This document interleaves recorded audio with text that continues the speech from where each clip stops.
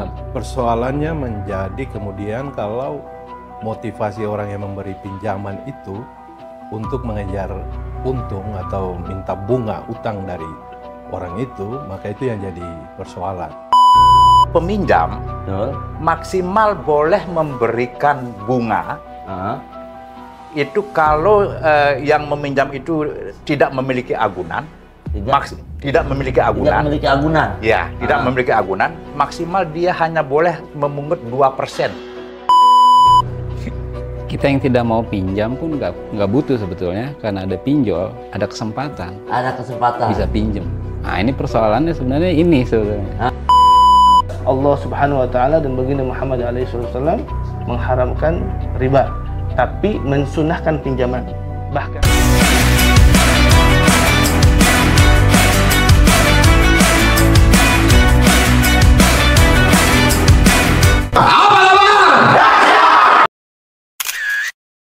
Assalamualaikum warahmatullahi wabarakatuh. Salam sejahtera untuk kita semua dimanapun teman-teman berada. Pada episode ke-8 hari ini dari kita Malahayati Konsultan menghadirkan acara podcast yang sangat spektakuler yang dimana akan menjawab keresahan teman-teman semua yang ada di luar sana. Ya, pada episode ke-8 kita menghadirkan bintang tamu yang sangat-sangat spektakuler dari 4 pemuka agama, ya, dari Hindu, dari Islam dan Konghucu serta agama Kristen. Ya, yang pertama ada Bapak Astono Chandra. Ya, Bapak Astono Chandra ini dari Hindu ya, Pak ya. Kebetulan memang Bapak Astono Chandra ini adalah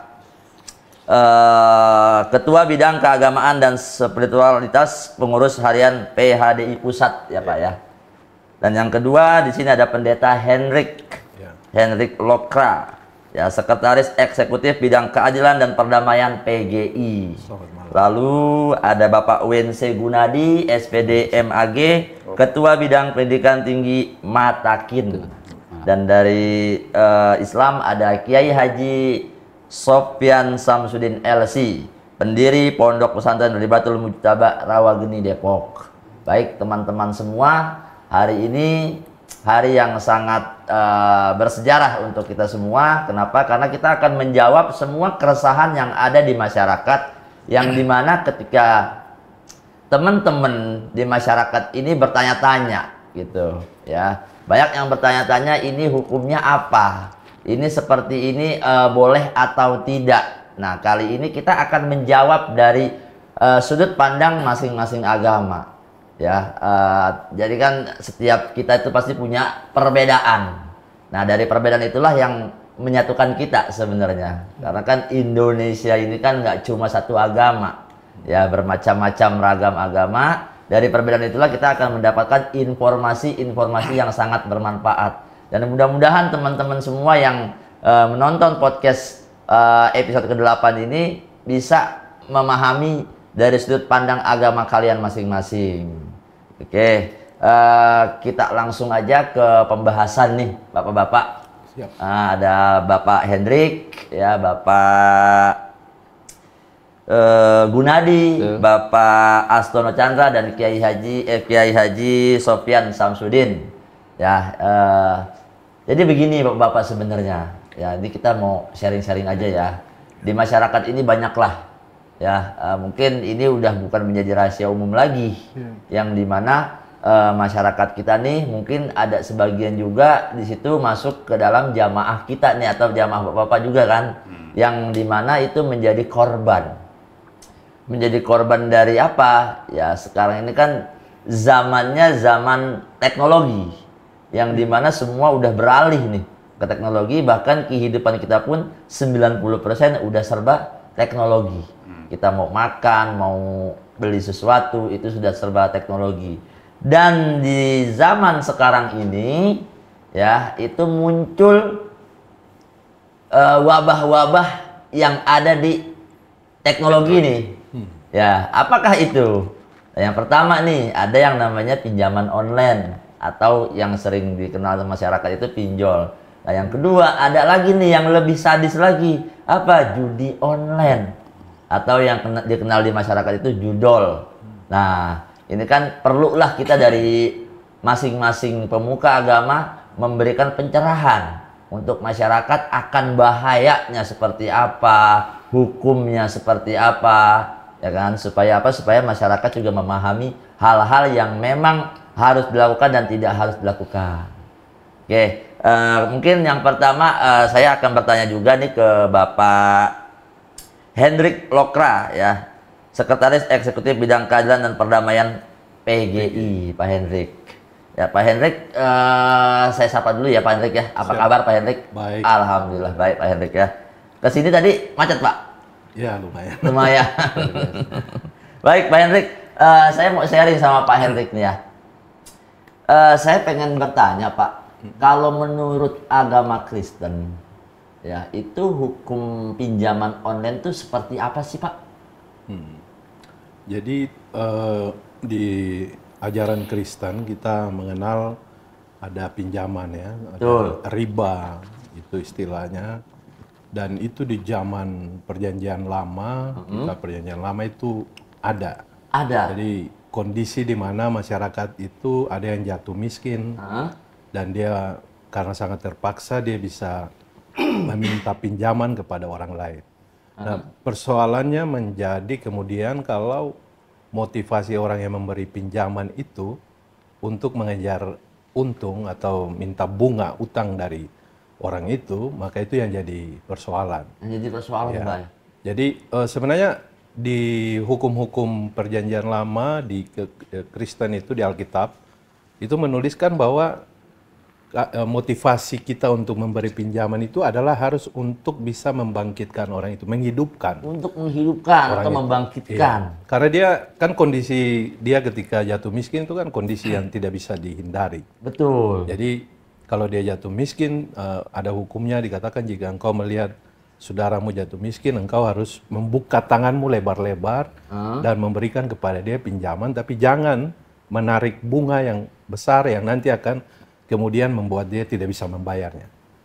Jadi ada konsep seperti itu sehingga kalau memang memberi pinjaman, tapi harus ada peluang untuk orang itu bisa, kan karena kondisinya yang sangat terdesak sehingga dia harus melakukan itu. Orang kalau mau melakukan pinjaman itu dia harus menyimpan energi yang banyak untuk bisa mengatakan itu kepada orang lain. Itu kan harga dirinya dia. Dalam kondisi yang serba terdesak itu dia harus melakukan upaya itu dan tidak ada upaya lain selain daripada itu. Berarti Pak kalau dari sudut pandang umat Kristiani ini Pak, pinjaman online ini kan memang kita tahu ya Pak ya, ini memberikan bunga yang sangat tidak masuk akal. Artinya menggiring masyarakat itu untuk menggunakan aplikasi pinjaman online yang dimana banyak masyarakat awam. Ya kan, tadi kan Bapak sebut di situ kan tujuan memberi pinjaman itu adalah untuk membangkitkan atau menolong. Tapi kalau malah menjerumuskan orang ke sesuatu yang lebih banyak keburukannya, berarti kan tidak diperbolehkan ya Pak ya. Yeah. Oke, itu statement dari Bapak tadi seperti itu Pak ya. Yeah. Nah kalau di Islam itu kan kita kenal sama yang namanya riba. Yeah. Artinya kan tadi Bapak bilang bunga. Ya kan? Nah, itu di sejarah umat Kristiani itu tentang riba tuh gimana, Pak? Ya, itu ada apa namanya ayatnya, saya baca saja. Ya. Jika sekiranya ada di antaramu seorang miskin, salah seorang saudaramu di dalam satu tempat di negeri yang diberikan kepadamu oleh Tuhan Allahmu, maka jangan engkau menegarkan hati ataupun menggenggam tangan terhadap saudaramu yang miskin itu.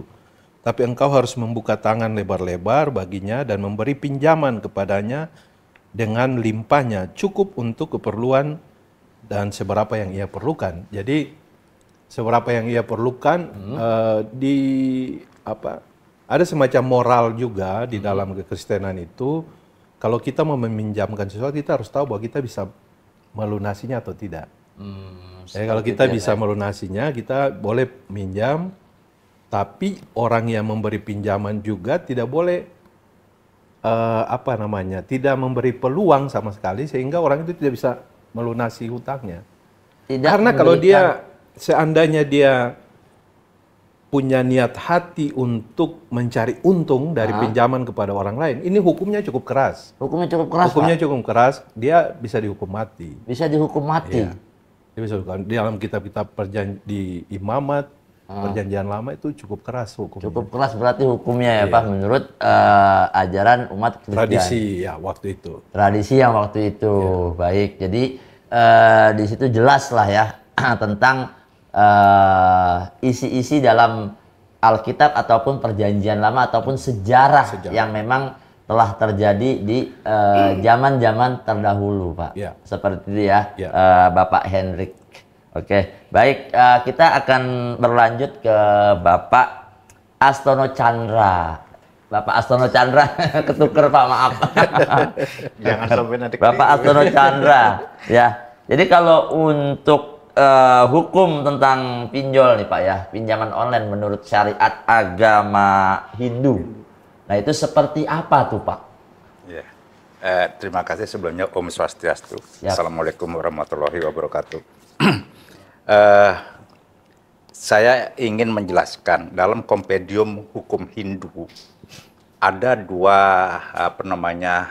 referensi utama yang dipakai selama ini untuk dasar bisa dilakukannya pinjam meminjam, karena orang butuh sesuatu kemudian itu tidak bisa dinafikan, tidak boleh dilarang orang membutuhkan sesuatu. Jadi karena dia membutuhkan sesuatu, karena dia misalnya pada saat itu mungkin tidak memiliki dana, sehingga mau tidak mau dia harus melakukan peminjaman. Nah, di dalam Manawa Dharma Sastra dan juga namanya ada Arta Sastra, ada dua kompendium hukum Hindu, itu disebutkan boleh dilakukan peminjaman itu dengan catatan oleh si peminjam maksimal boleh memberikan bunga itu kalau yang meminjam itu tidak memiliki agunan, tidak memiliki agunan. Ya, tidak memiliki agunan, maksimal dia hanya boleh memungut 2%. 2% dari misalnya kadang-kadang dia minta setahun, ya 2% setahun itu. Walaupun tenornya atau masanya setahun. Setahun. 2% dia harus hanya 2%, nggak boleh lebih. Itu jika pinjaman itu tidak memiliki agunan. Kalau tidak memiliki agunan, dia sampai 5%. Tapi kalau memiliki agunan, 2%. Kalau memiliki agunan, 2%. Itu menurut aturan di Manawa Dharma Sastra disebutkan hanya maksimal boleh dipungut kalau orang mempunyai agunan 2%. Kalau dia ada agunan. Kalau ada agunan. Kalau tidak ada agunan, maksimal 5%. Jadi antara 2, 3, 4, 5. Maksimal 5, nggak boleh lebih. Maksimal 5%. Kalau sampai lebih daripada 5%, misalnya dia tidak memiliki agunan, sudah lebih dikenakan dari 5%. Katakan hitungan. Kalau sekarang hitungan bank kadang-kadang kan kita dibilang monthly 0,9%. Kalau setahun hitungnya lebih daripada 5% loh, gitu. Betul. Nah, artinya itu udah nggak diperbolehkan sebenarnya secara hukum agama Hindu kami. Secara hukum agama Hindu. Ya, karena kenapa? Jadi kalau lebih daripada 5%, itu udah riba hukumnya. Udah masuk riba. Berarti di ajaran agama Hindu pun ada yang mengatur tentang riba ya Pak ya? Ada. Jadi riba itu maksudnya gini, sesuatu yang tidak berdasarkan dengan kaidah-kaidah agama Hindu. Ada namanya ada adharma. Jadi ada jalan dharma sesuai dengan kaidah Hindu itu sesuai dengan ajaran dharma. Ada yang tidak sesuai dengan ajaran dharma. Yang tidak sesuai ada yang dharma seperti tadi sudah dijelaskan di aturan Manawa Dharma Sastra dan Arta Sastra bahwa bagi yang tidak memiliki agunan, dia boleh meminjam sesuatu kepada orang lain, tapi orang lain itu maksimal boleh mengenakan bunga hanya 5%. Hanya 5%. Setahun. Mau setahun, mau pokoknya sampai dengan dikembalikan uangnya 5%. Berarti tidak ada batasan dalam jangka waktu. Enggak ada 5% dalam pokoknya sepanjang dia kapan dia bisa mengembalikan uangnya. Dia dipungut 5%. Seperti itu ya Pak ya. Ya. Itu jika tidak artinya kan ada perjanjian, tetap pasti dalam ininya pasti ada perjanjian entah berapa. Tapi yang jelas dalam satu periode perjanjian kerjasama pinjam meminjam itu hanya 5% maksimal. Hanya 5%. Nggak boleh lebih. Nggak boleh lebih ya Pak ya. Kalau lebih itu udah masuk hukum riba. Udah masuk hukum riba. Ya. Oke. Artinya sudah melewati kodrat, melewati kaedah-kaedah yang diatur oleh agama. Seperti itu. Iya. Jadi kalau menurut ajaran agama Hindu diperbolehkan adanya bunga, aktivitas bunga. Boleh. Ketika tidak ada agunan itu maksimal 5% dengan masa tenor sampai dengan kembalinya dia. Artinya perjanjian mereka di antara mereka. Yang penting berapapun misalnya katakanlah saya 5 tahun minjam 5% sampai 5 tahun itu. Seperti itu. Kalau ada agunan itu 2%. 2%. Saya baru tahu nih. Ada di dalam ininya. Jadi kalau bahasa sananya, ini bahasa sananya. Betul. Saya bisa bacakan ini kebetulan ada di Dwikam, Trikam, Catuskam, Ca Pancakam, Ca Satam Samam, Masasya Werdem Griyad, Warnanam Amupar Wacah. Jadi artinya bunga uang hanya boleh dikenakan 2% bagi yang memiliki agunan dan paling banyak 5% kepada peminjam yang tidak memiliki agunan. Tapi pinjamannya ini adalah dia meminjam sesuatu adalah untuk menghasilkan sesuatu. Untuk menghasilkan sesuatu. Ya. Jadi dalam artasastra jadi gini. Di dalam tujuan hidup manusia ada 4. Ada 4. Dharma, arta, kama, moksa. Jadi semua dilandasi oleh dharma. Dharma ini artinya kebenaran, kejujuran ini semua harus dilandasi oleh ini. Dharma. Kaidah dharma ini. Untuk mencari arta harus dilandasi oleh dharma. Untuk mencari arta. Ya, untuk mencari untuk memenuhi kebutuhan sehari-hari kita pun tetap harus dilandasi oleh dharma. Kemudian sampai tujuan terakhir kita moksa. Kalau ada mungkin teman-teman di sini pernah mendengar di agama Hindu ada masih diyakini ada moksa artinya bersatunya kelepasan. Jadi manunggaling kaulo gusti. Manunggaling kalau di Jawa itu. Betul. Nah, itu moksa sama dengan moksa itu. Sama dengan moksa itu ya. Moksa itu manunggaling kaulo juga. Jadi artinya tanpa kalau manunggaling kaulo gusti itu manunggaling kaulo gusti. Jadi roh kita pada akhirnya nanti akan kembali bersatu dengan gustinya. Itu manunggal. Itu manunggaling kaulo gusti. Nah, ini semua harus berlandaskan dharma, jalan dharma ini. Semuanya. Jadi, ya Pak, semua kegiatan ini yang arta, kama, dan moksa harus melewati jalur dharma ini. Kalau tidak melewati jalur dharma, dia adharma namanya. Adharma. Ya. Jadi dharma ini adalah kebenaran, kejujuran, dan garis-garis yang digariskan oleh agama. Ini dharma. Ya. Nah, jadi dalam memperoleh harta, kita juga harus mengikuti kaedah-kaedah agama yang ditetapkan.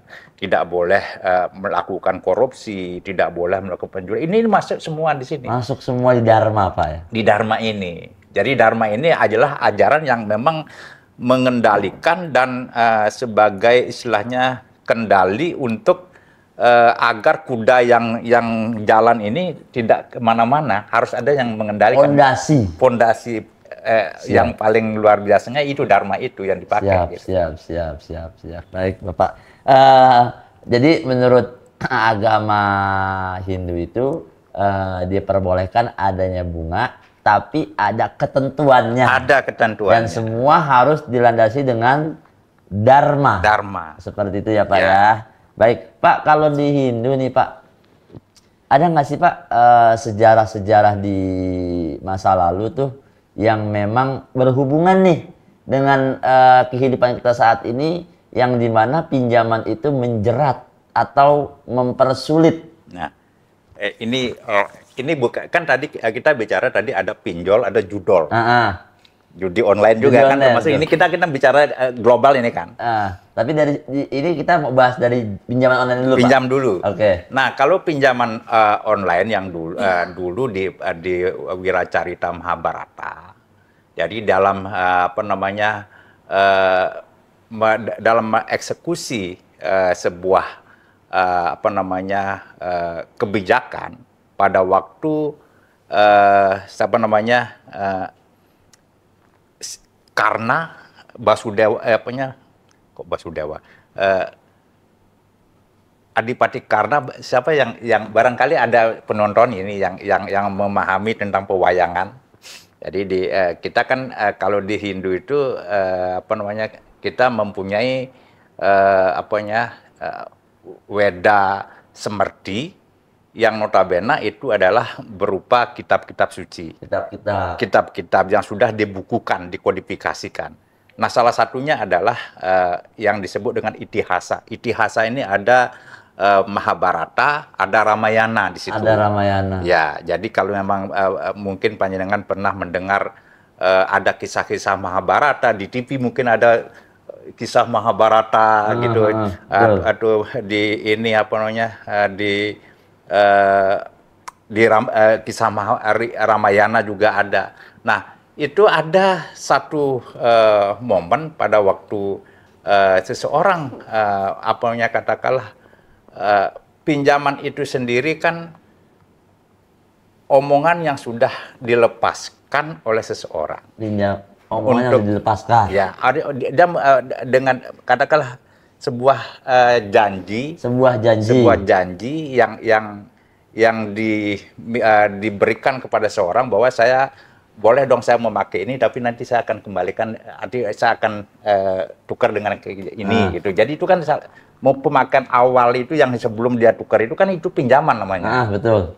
Nah, jadi memang ada di dalam Itihasa itu istilah kenapa makanya sampai di dalam Manawa Dharma Sastra dan Arta Sastra ini sendiri pinjaman juga diatur karena memang ini sudah kodrati dari zaman sejak agama diturunkan itu juga sudah ada yang pinjaman-pinjaman seperti itu gitu, meminjam karena mereka kebutuhan mendasar sebuah orang manusia, dia ingin hidupnya sendiri, tapi pada saat itu dia ada manusia itu kan tidak semuanya kaya. Betul. Tidak semuanya mempunyai fasilitas.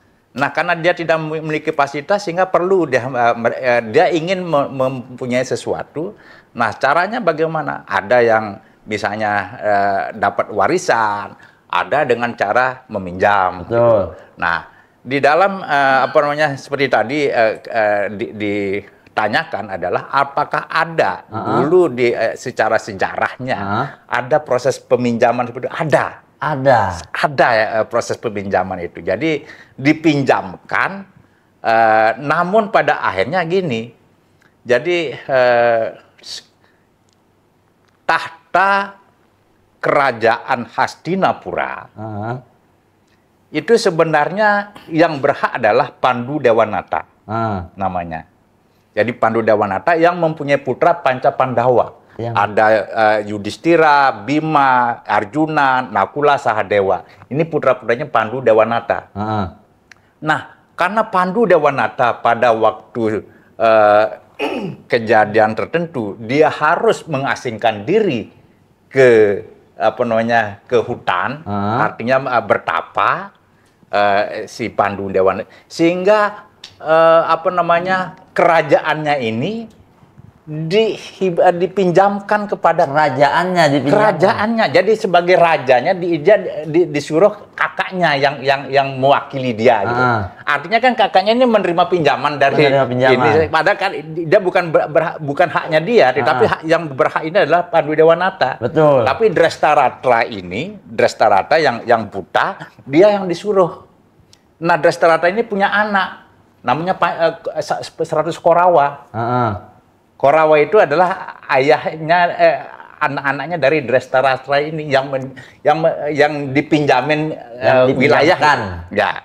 Nah, pada akhirnya kemudian ternyata karena dapat apa namanya ya sedikit ada keserakahannya, kemudian ada rasa ingin biar anak-anaknya yang meneruskan kerajaannya itu, padahal itu bukan haknya dia. Jadi bukan haknya dia. Akhirnya itulah yang menyebabkan terjadinya perang Mahabharata. Gitu.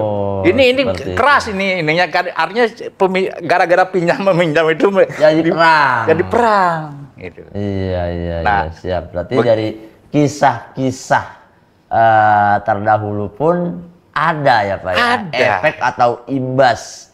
Ya, seperti itu dari perspektif atau sudut pandang umat Buddha. Hindu.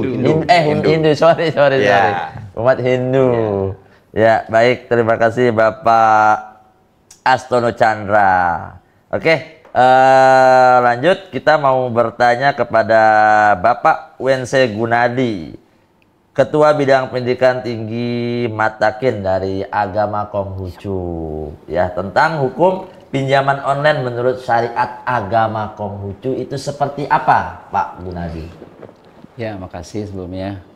Kalau kita ngomong pinjaman online, berarti kan yang kita bahas memang jenis pinjamannya. Betul. Bukan soal sekedar pinjam-meminjam. Itu yang pertama ya. Berarti berkaitan itu jelas belum ada jenis pinjaman online, masa? Pada zaman itu. Iya, kan judulnya ini pinjaman online. Kita bahas jenis pinjamannya berarti. Yang kita bahas pinjaman. Dalam tanda kutip mempermudah orang untuk bisa minjem. Yang nggak niat minjem pun jadi niat minjem. Bahkan kan dipaksa. Ini kan persoalan ini. Kejahatan itu timbul kan bukan karena niat, kata Bang Napi itu kan. Karena ada kesempatan. Kita yang tidak mau pinjam pun nggak butuh sebetulnya, karena ada pinjol, ada kesempatan. Ada kesempatan. Bisa pinjem. Nah, ini persoalannya sebenarnya ini sebetulnya. Jadi kalau kita nengok kembali ke historis agamanya, ada nggak hukum syariat tentang pinjaman online? Ya jelas nggak ada. Karena zaman itu belum kenal itu. Karena zaman itu belum ada. Belum ada. Kalaupun kita ngomong kita umumkan lagi bicara hutang piutangnya, pinjamannya. Zaman itu ada tradisi meminjam, tapi saya baca di kitab-kitab klasik cuma urusan pinjam barang. Pinjam barang. Mungkin belum lama juga kita akan merasakan di mungkin 50 tahun sebelum ini kita suka pinjam tetangga, pinjam garam, pinjam beras. Ada budaya itu. Pinjam singkong. Iya, jangan sampai orang tetangga nggak punya, bahkan pinjam api. Pinjam api. Pinjam api kan. Kita juga di situ belum lama masih seperti itu tradisinya ya. Dulu ada bicara soal pinjaman. Jangan sampai tetangga nggak makan, kita punya beras nggak dipinjamkan. Jadi ada percakapan pinjam garam, pinjam api, pinjam beras, bahan pokok itu ada. Tidak bahas pinjaman secara spesifik uang. Kita juga tahu bahwa dulu mungkin alat tukar itu juga bukan uang kan. Jadi kalau dulu cerita di kitab-kitab klasik bicara soal pinjam uang, saya rasa uangnya belum ada juga waktu itu. Belum ada waktu itu. Belum ada alat tukar uang. Alat tukarnya kan barter. Barter. Iya. Berarti kalau beras tukar apa? Berarti kalau saya belum bisa membayar alat tukarnya, tapi berasnya saya sudah ambil, itu berarti kan pinjam. Tapi bukan uang. Itu. Kalaupun ada pinjaman, tentu agama tidak secara eksplisit ngebahas, oh pinjam itu nggak boleh dibungakan atau boleh dibungakan berapa. Saya rasa agama tidak sedetail itu, Konghucu maksudnya, tidak sampai sedetail itu. Karena semakin dijelaskan itu nanti lama-lama agama seperti negara kan. Mengurus ini nggak boleh, itu boleh, kalau begini hukumannya begini, kalau begitu hukumannya begitu. Kecuali memang negara-negara yang dulu mungkin teokrasi ya. Teokrasi artinya dia adalah pemimpin negara, dia adalah pemimpin agama. Khilafah maksudnya. Jadi bisa aja hukum negara, hukum positif yang berlaku memang berdasarkan kitab suci karena agamanya teokrasi kan. Tapi belakangan negara-negara itu kan sedikit sekali yang konsep negaranya teokrasi. Termasuk kita kan sudah tidak teokrasi. Tiongkok sendiri zaman-zaman awal dinasti mungkin teokrasi. Tapi setelah kemari kan demokrasi, tidak teokrasi lagi, tapi republik segala macam. Jadi urusan-urusan yang begitu tentu orang yang lebih atau lembaga yang lebih berotoritas mengatur. Ini boleh, ini nggak boleh. Kalau melanggar ini hukumannya ini. Betul. Itu negara berarti. Kalau agama sedetil itu memang tidak punya otoritas. Persoalannya kedua adalah bukan soal apa dalilnya sebetulnya. Semua orang secara naluri, secara nurani, maksudnya semua tahu ya, secara naluri tahu bahwa ini nggak baik, ini baik. Nggak mesti juga cari dalil, Pak. Kalau orang menyakiti orang, dalilnya apa? Nggak usah cari dalil, Pak. Itu nurani kita, iman kita, akal kita. Dalilnya kan akli sama nakli kan. Ya orang mesti tahu lah. Secara akal ini nggak bener, secara iman juga nggak bener. Nggak usah cari dalil sih sebenarnya. Tinggal kemudian bagaimana ini mendisiplinkan orang atau melatih orang untuk tidak melakukan yang tidak baik dan melakukan yang baik. Sebetulnya persoalan itu. Betul. Dalilnya ada di dalam diri kita. Tapi oke lah kalau kita cari-cari, kita paksa-paksa, pernah nggak sih nabinya atau pemimpin agamanya itu bicara tentang hal-hal yang berkaitan dengan itu? Betul. Mungkin ada, tapi nggak persis. Tapi nggak persis. Nggak persis karena kasusnya jauh sekali kan. Zamannya jauh ya Pak. Jauh sekali. Kita ngomong pinjaman online. Mungkin zaman itu para nabi masih tuker-tuker barang, belum ada uang. Tuker barang, masih barter. Iya masih barter. Cuma mungkin kita akan mengkait-kaitkan lah. Tadi seperti mungkin di kitab ada. Kalau tetangga kehabisan garam, ya dipinjamkan kalau ada. Tapi jangan sampai juga kita minjem garam lagi untuk meminjamkan kepada orang lain. Kan kebijaksanaannya begitu tuh. Betul. Tapi prinsip meminjamkannya iyalah boleh. Oke. Jadi kemudian saya sih merasa jenis pinjaman yang ini yang harus dibahas. Bukan sekedar mencari dalil-dalil boleh dan tidak boleh. Karena masalahnya orang yang tidak niat pinjam pun jadi pinjem gara-gara pinjol. Betul. Nah itu. Karena digiring, Pak. Digiring kan. Karena digiring dengan iklan, ya kemajuan teknologi. Ya. Karena ada kesempatan orang bisa melakukan kejahatan. Kan betul. Gitu. Jadi tinggal persoalannya bagaimana agama itu bukan sekedar mencari dalil boleh nggak boleh. Nggak usah dibahas sih sebenarnya emang nggak boleh, Pak. Betul. Tinggal bagaimana agama mendidik orang itu supaya tidak tergiur melakukan hal yang tidak baik walaupun kesempatannya luas. Walaupun kesempatannya luas. Kan itu persoalannya. Kamu misalnya bagaimana tidak mencuri sementara barang bergeletakan, bebas diambil. Berarti ada kesempatan. Ada kesempatan. Ada kesempatan. Coba kita ngomong dalil, agama mendalilkan. Kamu jangan diambil barang orang, kan nggak ada yang tahu, tapi Tuhan tahu. Tapi itu barang tetap hilang. Itu di mana agama? Nah justru yang kita pikirkan sekarang bagaimana agama memberikan solusi kepada orang-orang itu tidak mengambil kesempatan kalau memang itu tidak baik, walaupun kesempatannya luas. Itu sih persoalannya. Siap. siap Bapak WS Gunadi ya itu dari perspektif sudut pandang dari Bapak Gunadi yang sudah kita dengarkan ya bersama-sama. Oke. Sekarang dari Kiai Haji Sofyan Samsudin ya pendiri Pondok Pesantren Ribatul Mujtaba Rawageni Depok. Gimana Ustadz? Sebelumnya Assalamualaikum warahmatullahi wabarakatuh. Waalaikumsalam warahmatullahi wabarakatuh. Ini rumah-rumahnya karena saya paling muda jadi di akhir kayaknya. Paling banyak Pak dia. Paling banyak ya, paling banyak nih. Jatah paling banyak. Nah pertama alhamdulillah saya sudah mendengarkan beberapa poin-poin penting dari masing-masing agama.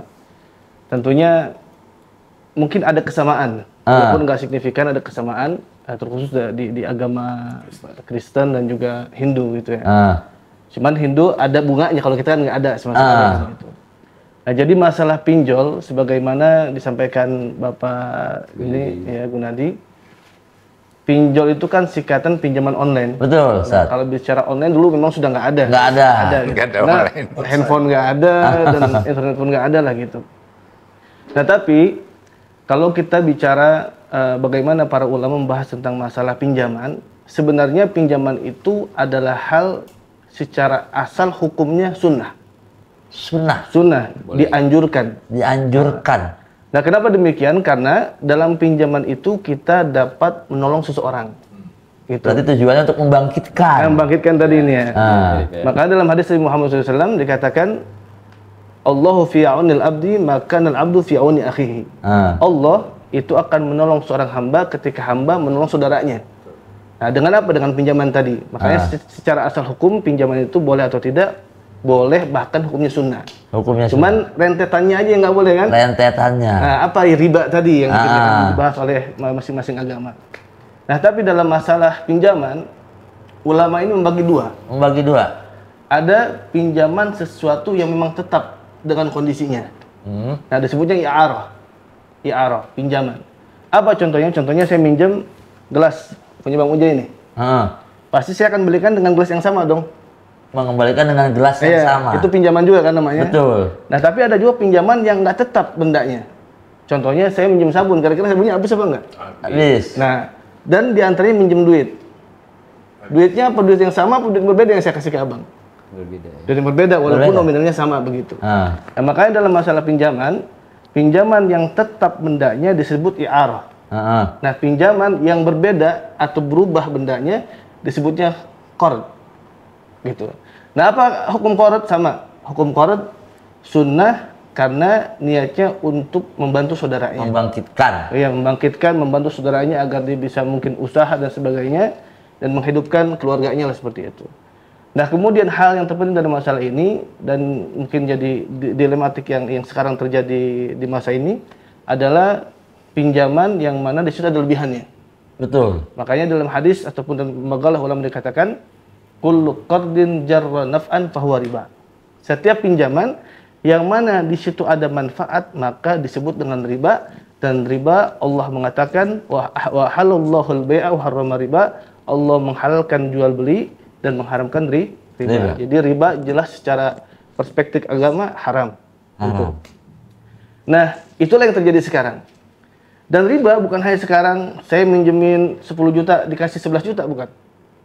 Saya minjem misalnya minjemin dalam masalah rahan itu gadean. Ya, misalnya saya minjemin duit ke abang ngasih saya mobil misalnya sebagai jaminan. Nah, mobil itu saya pakai tanpa izin abang, itu nggak boleh. Itu termasuk riba juga. Karena setiap pinjaman jarra naf'an ada mengambil manfaat dari pinjaman tersebut ataupun gadean yang tadi, itu pun fahuwa riba, disebut dengan riba. Jadi walaupun gitu. Contoh misalkan saya Ustadz kasih saya pinjaman, saya taruh nih mobil nih. Saya pakai nih. Saya nggak ngomong lagi sama abang. Itu menggunakan tanpa izin. Termasuk itu riba juga. Masuk riba. Jadi riba ini luas. Ya, riba ini luas. Jadi riba nggak hanya ada di pinjaman. Riba terjadi dalam jual beli. Riba terjadi dalam penggadaian. Riba terjadi dalam transaksi ketika orang nyolok-nyolokin itu terjadi riba juga. Dan dalilnya riba yang paling mungkin sekarang yang terjadi adalah pinjol tadi, pinjaman online tadi. Nah, ya secara hukum jelas Allah Subhanahu wa taala dan baginda Muhammad alaihi wasallam mengharamkan riba, tapi mensunahkan pinjaman. Bahkan Nabi Muhammad alaihi wasallam pernah meminjam barang ke Abi Thalhah. Beliau minjam kudanya. Sahabat yang lain bertanya, Rasulullah, agosbun had am ariyah? Ya Rasulullah, ini gosop apa ariyah? Gosop kan kita tahu tuh adat-adat pesantren ini kalau bahasa ini. Meminjam atau mengambil barang tanpa izin dulu. Gosop. Am ariyah? Apakah ini pinjaman? La bal ariyah. Ini adalah pinjaman. Nah, berarti Rasul pun melakukan hal tersebut. Jadi Rasul pun sudah melakukan aktivitas pinjam meminjam. Cuman barangnya barang yang tetap. Barang yang tetap. Jadi kalau dalam Islam itu pinjam meminjam itu disunahkan. Tapi untuk riba diharamkan. Jadi kan di sini ada timbul sudut pandang yang memang agak sedikit sama dan juga ada juga yang agak sedikit berbeda. Ya kan, tadi kalau dari ajaran agama Hindu diperbolehkan adanya aktivitas bunga untuk yang ada agunannya 2% dan maksimalnya 5% yang tidak ada agunan, tapi batas jangka waktu tidak ditentukan. Artinya tidak dipersulit dalam masalah jangka waktu. Ya, karena asumsinya begini, orang meminjam kepada seseorang ini juga kan dia butuh, katakanlah ini dalam arta sastra. Jadi bagaimana kita mengelola arta ini agar bisa bermanfaat dan bisa untuk shaping kepentingan ke depan. Jadi orang saya punya uang. Nah, saya tidak ini ada yang harus berkembang uangnya ini. Harus berkembang. Itu sistem di arta itu. Jadi tapi semua harus dilandasi oleh dharma itu. Dharma. Jadi dalam pengembangan uang yang saya miliki, kekayaan yang saya miliki, saya harus berdasarkan kaidah-kaidah dharma. Jadi harta yang saya miliki ini boleh dikembangkan. Boleh dikembangkan. Boleh dikembangkan. Karena memang kita tujuan hidup kita kan untuk semakin berkembang kita. Jadi orang boleh kaya kok. Betul. Tidak dilarang orang untuk menjadi kaya. Betul. Itu loh. Nah, cuman artinya harus semua sesuai dengan jalan yang sudah ditetapkan oleh dharma ini sendiri. Oleh dharma tadi. Nah, sehingga untuk kalau memang misalnya kata saya punya kekayaan nih, uang nih, katakanlah uang. Kemudian saya kan ingin mengembangkan uang saya. Betul. Nah, saya boleh dong meminjamkan ke orang. Nah, kalau misalnya dipinjamkan begitu saja tanpa ada bagi hasil ke kita, artinya ya kan tidak ada perkembangan. Kita ada perkembangan apa? Betul. Nah, oleh karena itu di dalam agama di Manawadharma Sastra dan Arta Sastra dijelaskan boleh itu dikembangkan untuk mereka bisa hidup lebih untuk mengembangkan usahanya mereka, misalnya dia minjem untuk mengembangkan usaha ini. Kan ada juga begitu. Saya ingin berusaha sesuatu tapi saya nggak punya uang, akhirnya saya minjem nih.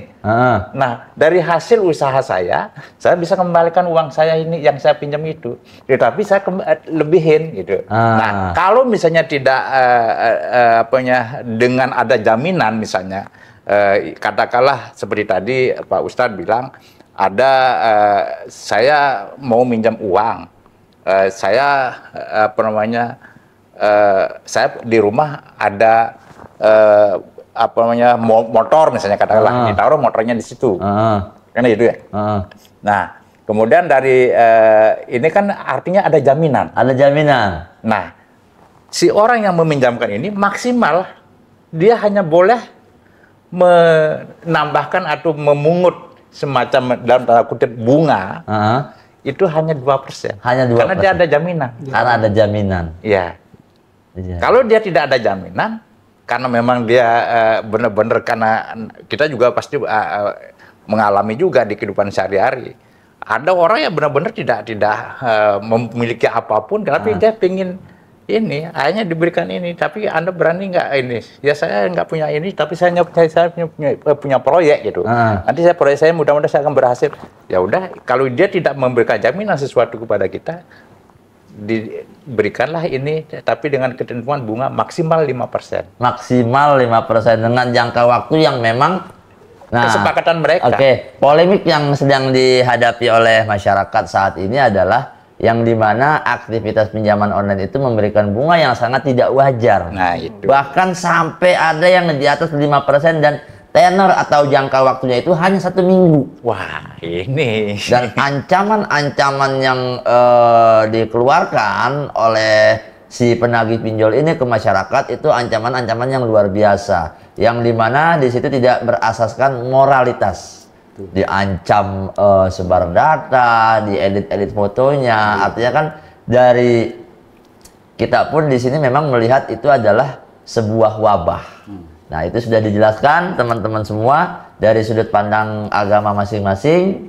Ya, kita bisa mempelajari dari argumen-argumen yang diberikan oleh para pemuka agama yang hadir pada episode ke-8 hari ini. Oke, di samping bahas sisi gelap tentang dunia pinjaman online, kita juga akan membahas yang namanya manfaat. Mungkin tadi udah ada beberapa ya yang mengatakan bahwasanya dari aktivitas pinjam-pinjam itu ada yang namanya manfaat. Jadi yang Bapak Hendrik bilang untuk membangkitkan perekonomian seseorang atau siapapun itu yang melakukan. Nah, dari perspektif sudut pandang Muslim, aktivitas pinjam-pinjam itu disunahkan. Seperti itu tadi yang dibilang oleh Pak Kiai Sofyan. Oke, nah ini kita mau bahas dari sisi manfaatnya. Ya, manfaat aktivitas pinjam meminjam. Ya, jadi pastikan kita dari pelajaran-pelajaran orang-orang terdahulu nih kita dapat pelajaran juga nih. Nah, itu gimana tuh ya, kita bisa share ke teman-teman di luar sana. Nah, dari Pak Kiai terlebih dahulu. Kalau bicara manfaat, kalau konteksnya hanya pinjaman saja tentu ada manfaat. Siap. Makanya saya sampaikan tadi, saking manfaatnya Nabi bilang sunnah gitu. Sunnah. Dianjurkan gitu kan. Karena menolong sesama, bukan hanya masalah usaha saja, mungkin tetangga kita kelaparan tadi seperti Bapak bilang kan gitu. Betul. Artinya sunnah membantu dengan cara meminjam begitu. Bahkan dikatakan orang yang memiliki hutang, yang memiliki hutang aja itu akan mendapatkan rahmat dari Allah Subhanahu wa taala. Orang yang memiliki hutang. Iya, pertolongan dari Allah. Akan cuman dengan niat dia membayar. Dalam hadis dikatakan, barang siapa orang yang mengambil harta saudaranya dengan niat untuk membayar, adallahu an, katanya. Allah pasti akan bayarkan. Allah akan bantu dia. Akan dibantu. Iya, tapi beda lagi. Wa man akhadha amwalan nas irada atau arada itlafaha atlafahu Allah an. Dan barang siapa orang yang mengambil harta saudaranya, harta manusia, harta orang-orang untuk sengaja memusnahkannya, artinya nggak dikembalikan, maka Allah akan bikin sulit dia. Akan dibikin sulit. Begitu. Nah, tapi itu dia tadi, artinya dia meminjam dengan konteks memang ingin mengembalikan, bukan niat buruk. Yang repot kan nggak begitu sekarang. Minjemnya baik-baik, masya Allah, pas mau. Waduh, nagihnya itu. Nagihnya galakan dia gitu. Galakan dia. Nah itu dia. Jadi kalau bicara manfaat pinjaman itu ada. Ada. Itu. Tapi yang maldorotnya adalah ketika orang yang meminjamkan meminta kelebihan dari apa yang dipinjamkan. Dan kelebihan itu nggak masuk akal. Nah, nggak masuk akal. Bagi sekarang nggak masuk akal, bisa sekian 10% kan gitu. Nah, ini yang jadi masalah gitu. Jadi masalah yang terjadi sekarang itu seperti itu. Dan ini jelas-jelas masuknya hukum riba dan Allah mengharamkan riba. Siap. Dan baginda Muhammad pun bahkan melaknat akilar riba wa katibahu wa syahidahu. Allah Nabi Muhammad melaknat orang yang makan riba, bahkan yang menulis jadi misalnya administrasi yang di bab riba ataupun yang menjadi saksi untuk muamalah riba tersebut. Aktivitas tersebut. Nah, berarti itu kan saking besarnya. Nah, kalau kita kembali dengan makna laknat, dalam kitab Al-Bajuri dikatakan apa makna laknat? Al-laknah hiya at-tardu min rahmatillah. Ditolak dari rahmat Allah. Ini bahaya berarti kan?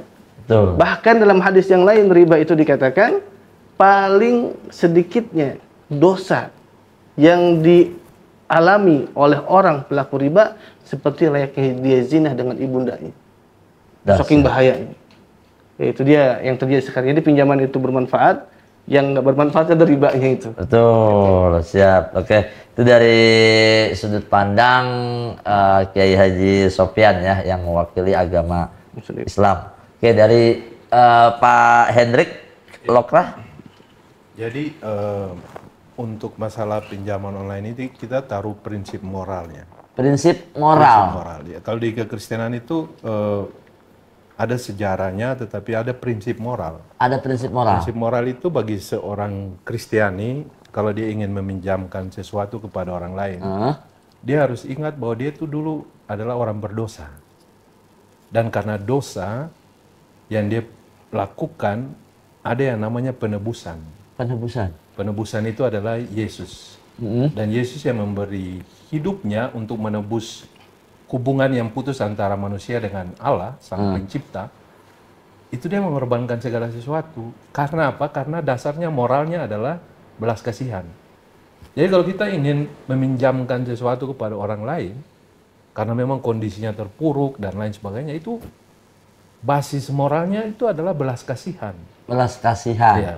Kita berbelas kasih kepada orang lain supaya bisa menolong dia dengan kondisi itu, kondisi keterpurukan itu, dan dia bisa keluar dari kondisi itu atau yang tadi saya sebut sebagai bangkit lagi supaya dia bisa hidup. Kita kalau memberi pinjaman dan menekan orang, memberi durasi waktu yang pendek, lalu bunganya semakin banyak, itu kita membunuh orang secara tidak sadar.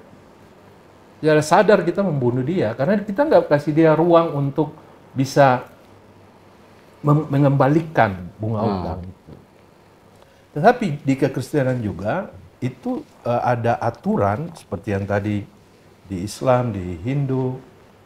Kalau kamu hendak meminjamkan sesuatu, ada syaratnya, tidak boleh untuk berpesta pora uang yang kamu pinjamkan itu. Itu makanya itu penting untuk melihat mana yang keinginan, mana kebutuhan. Jadi kalau orang memang benar-benar membutuhkan dan orang yang akan memberi pinjaman itu juga akan melakukan seleksi. Ini orang dia benar-benar butuh uang ini atau tidak, butuh pinjaman ini atau tidak. Kalau dia butuh berarti harus dikasih, harus diberikan. Prinsipnya tadi itu adalah belas kasihan. Belas asih. Belas asih. Begitulah supaya orang ini bisa punya kehidupan sama seperti kita. Karena Yesus sudah menebus dosa umat manusia, sehingga mereka harus melakukan moral itu yang harus dipakai untuk melakukan hubungan pinjam meminjam dan seterusnya. Oke, jadi manfaatnya ada dan harus mengedepankan moral. Ya, sementara kan polemik yang saat ini itu moral itu kayak udah nggak ada. Ya. Itu bahkan banyak sekali korban-korban bunuh diri. Ya. Okay. Itu yang kita sayangkan. Siap. Ini kan menjadi pencerahan juga buat umat, itu kan. Kalau dari Pak Gunadi, gimana Pak? Ya, balik lagi bahwa yang kita bahas kan soal manfaat dari pinjaman online, bukan dari soal utang piutang ya. Utang piutang tadi ada tradisi, mungkin tiap agama punya tradisi beda soal utang piutang. Ustadz bilang sunnah. Apapun itu tradisi itu memang ada, entah di zaman yang agak kemari, agak modern, atau mungkin di zaman yang sangat belum ada uang sebagai alat tukar. Nah, dia tetap melakukan pinjaman dalam bentuk barang. Itu manusiawi sih. Nggak usah harus diatur seperti apa, bahwa saya nggak punya gelas, saya pinjam gelas. Dasar dari pinjam meminjam itu kan pasti kepercayaan. Kepercayaan. Saya meminjamkan sesuatu kepada orang lain, dasarnya kan saya percaya. Kredit kan terpercaya, kredibel. Makanya dibilang kalau orang ngangsur itu kredit kan. Karena bisa dipercaya berarti kan. Akreditasinya bagus, terpercaya. Nah, jadi dasarnya saya meminjamkan apapun itu, ya, termasuk mahkota saya pinjamkan, topi kebesaran saya pinjamkan. Itu kan karena saya percaya, tidak dirusak orang. Asas kepercayaan. Ya, dasar. Nah, hidup itu kan memang kita bisa berlangsung, survive, bertahan lama itu adalah orang yang dibantu orang. Orang yang dibantu orang. Nah, orang yang dibantu orang adalah orang yang bisa dipercaya. Jadi ada satu ayat kan bilang gini, orang yang dibantu Tuhan adalah orang yang patuh dan takwa. Dan yang dibantu manusia adalah orang yang bisa dipercaya. Orang yang dibantu Tuhan adalah orang yang patuh dan takwa. Orang yang dibantu manusia itu orang yang dapat dipercaya. Karena nggak mungkin kita bisa berhubungan, termasuk nggak mungkin saya bisa datang ke sini kalau saya nggak percaya ini benar apa enggak. Betul. Termasuk dari lembaga ini, Malahayati, percaya sama Matakin atau percaya sama yang lain untuk bisa men-share ide-idenya, solusi-solusinya tentang persoalan-persoalan yang ada. Dasarnya dapat dipercaya. Ya, oke. Kemudian kita kembali ke spesifikasi kasus yang kita bahas sekarang, manfaat pinjaman online. Kalau kita ngomong manfaat kan orang selalu dalam perdebatannya bilang, semua itu ada baiknya, ada buruknya, ada minusnya, ada plusnya. Yang tidak dipahami orang, oh kalau begitu jadi ngambang dong. Bagaimana dulu Panca Pandawa bermain judi melawan pernah Pak main judi, akhirnya dipertaruhkan semuanya, sampai dengan istri pun dipertaruhkan. Bukan iya, artinya setelah habis harta bendanya semuanya, sampai istrinya pun dipertaruhkan. Jadi di kekristenan itu ada ajaran akar dari segala kejahatan itu adalah cinta uang. Judi ini walaupun dampaknya besar, mudah buat mereka. Makanya kalau sekarang kita lihat judi online ini, dari mulai bilang terkecil sampai terbesar ada. Betul. Sampai naruh 10.000 juga ada. Ada 10.000 perak, 5.000 perak ada. Kegagalan kita termasuk kegagalan agama adalah seringkali menggurui orang tanpa memberikan pelatihan tentang yang baik. Prinsipnya sesuatu yang baik itu tidak cukup dinasehati, tapi harus dilatih. Kadang-kadang anak-anak nggak perlu tahu apa manfaatnya buang sampah di tempatnya, nggak perlu tahu, tapi lakukan, just do it, lakukan saja, just do it. Nggak usah diceramain nanti kamu buang sampah ya, karena kalau buang sampah itu nanti lingkungan jadi bersih, kali jadi nggak banjir. Kebersihan adalah sebagian daripada iman. Bullshit Pak, nggak mempan.